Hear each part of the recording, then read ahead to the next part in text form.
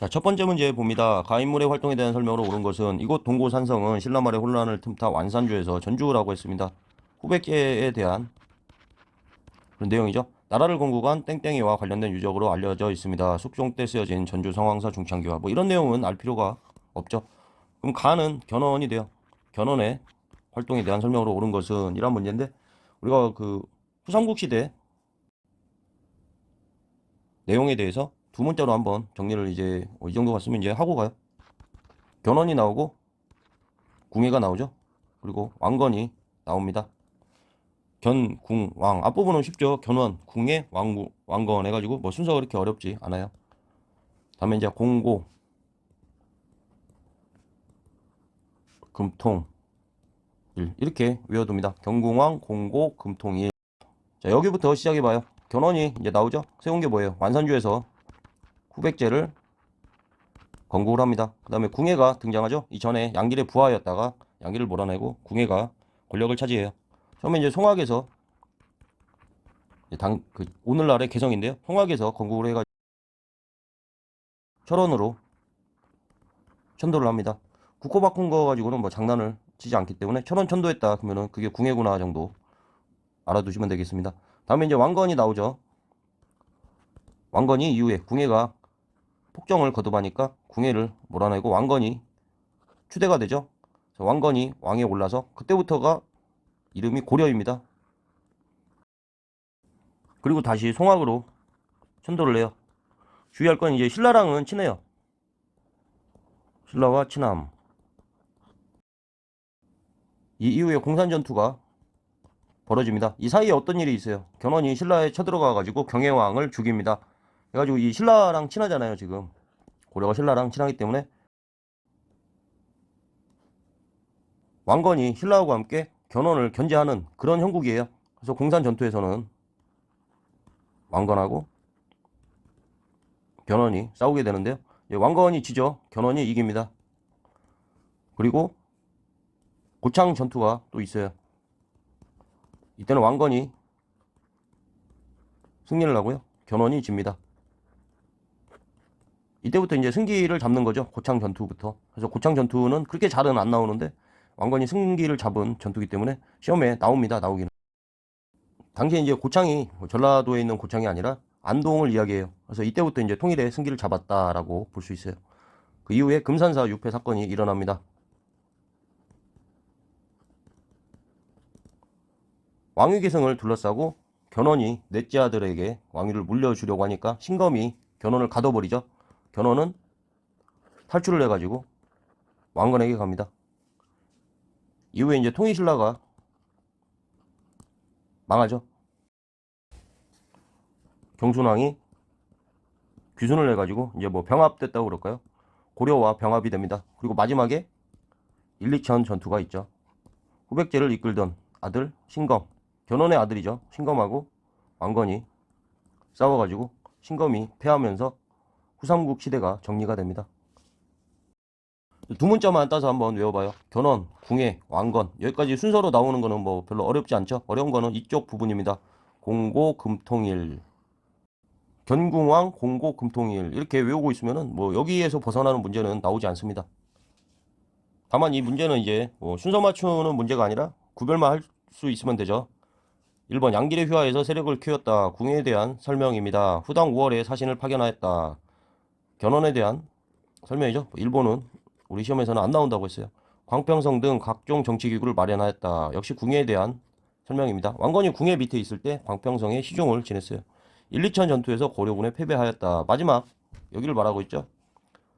신검과 왕건에 대한 내용입니다. 국호를 마진으로 받고 철원으로 천도하였다. 궁에 대한 내용이죠. 뭐 견훤에 해당하는 것은 계속 반복되는 후당 5월에 사신을 파견하였다라는 이런 내용이 되겠습니다. 견궁왕, 공고, 금통일 이렇게 좀 외워봐요. 견궁왕. 이 앞에는 안 헷갈릴 것 같은데 뒤에가 좀 헷갈릴 수 있는 것 같아요. 이 순서가 좀 중요합니다. 1, 2턴 전투를 마지막으로 잡고 공고, 금통 뭐 여기만 외워도 괜찮을 것 같아요. 공고 그리고 금통. 금시계를 뭐 금통이라고도 하는데 공고, 금통 여기를 자꾸 반복해서 외워둡니다. 공고, 금통 이것만 알고 있어도 뒤에서 순서 맞추는 문제에서 틀리지 않을 거라고 생각합니다. 가인물에 대한 설명으로 옳은 것은 이라는 문제가 나왔습니다. 신라 왕족 출신으로 세력을 키워서 나라를 세운 궁예죠. 궁예가 이제 왕족이었다고 그래요. 왕족이어가지고 신라에 대한 반감이 매우 높았다라고 합니다. 세력을 키워 나라를 세운 궁예의 생애를 다큐멘터리로 제작하여 이렇게 나왔네요. 양길의 휘하에서 세력을 키우다 뭐 잘 주어지는 선지죠. 송악을 도읍으로 나라를 세우다 국호를 마진으로 바꾸고 철원으로 천도하다 뭐 순서대로 이렇게 뭐 회차별이니까 순서 시간순이겠네요. 시간순으로 나와 있습니다. 궁에 대한 내용을 골라주면 돼요. 1번 후당 5월에 사신을 파견하였다. 백제의 견훤에 대한 설명입니다. 광평성 등 각종 정치기구를 마련하였다. 2번은 맞는 설명이죠. 정해진을 설치해가지고 해상무역을 전개하였다. 우리 흥덕왕 때 흥이 많은 장보고에 대한 내용입니다. 무문신유 성경에 선원헌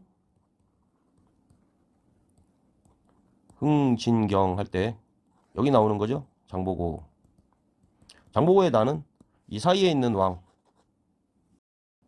문성왕인데 따로 이렇게 외우지는 말자고 했습니다. 문성왕 때 장보고 난이 일어났다. 딸을 왕비로 세우려고 했는데 귀족들의 반대로 실패해서 난을 일으켰다. 이런 내용들. 4번 읽어봅니다. 1, 2천 전투에서 신검의 군대를 격퇴하였다. 마지막 그 왕건에 대한 설명이죠. 다시 한번 적어봐요. 견훤, 궁예, 왕건 이렇게 순서. 뭐 이거는 괜찮은데 그 다음이 중요하다고 했어요. 공고 그리고 금통. 마지막이 1, 2천 전투입니다. 공하면은 공산 전투. 왕건이 패배했다. 고창 지금의 안동 전투에서 왕건이 승리하면서 승기를 잡았다. 금산사 유폐 사건. 그리고 통일신라 병합이라고 할까요? 통일신라가 이제 여기서 끝난 거죠. 1, 2천 전투 하게 돼서 공고 금통 이 중간을 좀 외워놨으면 좋겠습니다. 5번 신라의 금성을 습격하여 경혜왕을 죽게 했다. 견훤에 대한 이야기죠. 여기선 어디에 들어가는 거예요? 공산 전투 전에 여기서 견훤이 경혜왕을 죽이니까 신라에서 이제 연락이 와가지고 공산 전투에서 왕건과 견훤이 싸우게 되는데 왕건이 졌다라고 했습니다. 공산 전투가 시험에 굉장히 잘 나와요. 자, 다음 문제 봐요. 다음 자료에 나타난 시기에 사실로 옳은 것은 당나라 19대 소종이 중흥을 이룰 때 전쟁과 흉년의 재앙이 서쪽에서는 멈추었으나 동쪽으로 오니 악 중에 악이 없는 곳이 없었고 굶어 죽고 싸우다 죽은 시체가 들판에 질비하였다. 해인사의 별대벽인 승훈이 어쩌고 저쩌고. 이거 어려운 내용이네요. 뭐 굉장히 힘들었던 거 아니야 우리나라가. 그리고 최치원이죠. 최치원하고 진성여왕은 묶어서 기억을 해야 됩니다. 최치원 하면은 뭐 황소경문, 퇴황소경문, 격황소서. 황소의 난이 일어나니까 당나라에서 황소의 난을 막으려고 쓴 거. 그리고 시문책 10여조. 원종과 애노의 난, 그리고 족보적의 난. 이런 것들 연결해서 외워줘야죠. 최치원과 진성여왕. 시기의 사실을 묻는 거니까 이때 해당하는 내용을 고르면 돼요. 자, 선지 읽어봐요. 복신과 도침이 주류성에서 복도에 바람이 불면 술 취한 것 같이 비틀거려요 라는 거죠. 백제 부흥운동에 대한 그런 내용입니다. 2번 묘청이 중심이 되어 서경천도를 주장하였다. 고려의 중기에 해당하는 거죠. 개경파와 서경파. 그래서 묘청의 난이 일어나게 되죠. 김부식이 이거를 진압하고 쓴 것이 삼국사기예요. 또 3번 읽어봅니다. 신라군이 당의 군대에 맞서 매소성에서 승리하였다. 소보마 매기에서 나당 전쟁에 대한 내용입니다. 삼국통일의 마지막 부분에 해당하는 거죠. 4번 지방에서 호족들이 반독립적인 세력으로 성장하였다. 신라 말에 대한 옳은 설명입니다. 호족하게 되면 신라 말에 이제 호족하고 육두품이 중대에는 왕권하고 합쳐서 강해졌는데 하대 가면은 이제 귀족한테 밀려가지고 왕권하고 육두품이 같이 약화가 되죠. 그래서 호족 플러스 육두품 플러스 불교에서는 교종이 있었던 반면에 이제 선종이 있죠. 뭐 불림 문자에서 근로하지 않는다. 그런데 교종은 굉장히 막 고급 학문 성격이 있어요.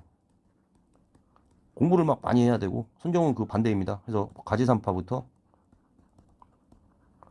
쭉쭉쭉 가서 수미산파까지 구사한이라 그러죠.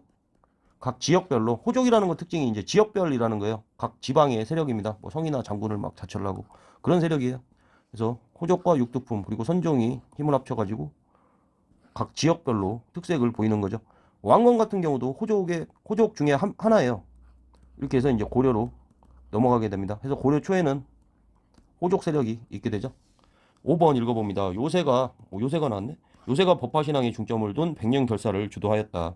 요새 하면은 고려 시대 중에서도 이제 무신기에 해당하는 거예요. 우리 뭐 진우라고 요새하고 이런 인물들이 중요합니다. 고려 시대 가서 배우도록 하고요. 지금은 일단 뭐 요새 그러면 고려 무신기 때 해당하는 그런 승려다. 이 내용을 가지고 장난치지는 않기 때문에 그렇죠.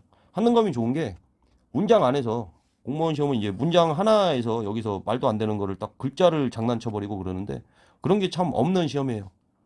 자, 다음 문제를 읽어봅니다. 가 인물에 대한 설명으로 옳은 것은 남북이 공동 발굴을 추진하고 있는 비무장지대 내 역사 유적으로 강원도 철원 태봉 옛 도성이 그럼 벌써 누구예요? 궁예죠? 궁예에 대한 설명을 골라주시면 됩니다.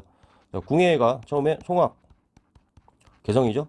개성에서 시작해가지고 강원도 철원으로 옮깁니다. 뭐 마진에서 태봉으로 바꿨다라고 했는데 이 부분은 뭐 장난을 안 친다고 했어요. 이후에 이제 왕건이 궁예를 몰아내고 추대가 되죠. 이 따르는 무리들이 궁예를 몰아내고 왕건을 추대한 거죠. 왕건이 이제 고려를 세운 이후에 다시 이제 개성으로 돌아옵니다. 개성이라고 쓸게요. 개성으로 돌아옵니다. 이때부터 사실 고려예요, 이름이. 여기서는 이제 여기가 이제 후고구려고. 자, 선지 읽어봅니다. 후당 5월에 사신을 파견하였다. 견훤에 대한 설명이죠. 이번 광평성이 엄청 많이 나오네. 궁에 대한 설명이죠. 이것도 계속 반복성이 정말 높은 선지예요. 1, 2천 전투에서 왕건의 고려군에게 패하였다. 후백제인데 신검이죠. 이때는 신검이 견훤을 금산사에 가두어가지고 견훤이 탈출을 해서 왕건한테 찾아갔습니다. 전개와 계백묘서를 지어 왕건에 대한 설명입니다. 5번 완도에 청해진을 설치하여 해상무역을 전개하였다. 흥이 많은 장보고가 되겠습니다. 뭐 간단한 문제네요. 마지막 문제 읽어봅니다. 다음 대화에 나타난 인물에 대한 설명으로 옳은 것은 신라 왕족의 후예로 알려져 있으며 궁예죠? 그래서 반감이 많았다라고 합니다. 광평성 등 나오고 미륵불을 자체하며 폭정을 일삼기도 했지. 뭐 궁예를 또 골라주는 거네. 후당 5월에 사신을 보냈다. 견훤에 대한 설명이죠. 금산사에 유폐된 후 고려에 귀부하였다. 견훤에 대한 설명이고요. 지방관을 감찰하고자 외사정을 파견하였다. 신문왕에 대한 설명입니다. 파견이라고 나오니까 이 부분도 뭐 장난 안 친다고 했어요. 우리 한능검은 외사정을 파견하였다. 그러면 신문왕입니다. 신문왕이 진짜 다 있어요. 신문왕이 업적 나머지 빼고 생각이 잘 안 난다. 우리가 외웠던 거가 아니다. 어지간하면 신문왕입니다. 한능검에서는 뭐 특히나 그런 것 같아요. 청해진을 설치하여 흥이 많은 흥덕왕식의 흥이 많은 장보고다. 5번 마진이라는 국호와 무태를 썼다. 궁예죠? 지금 뭐 궁예를 고르는 거니까 답이야 5번입니다. 여기까지 하겠습니다.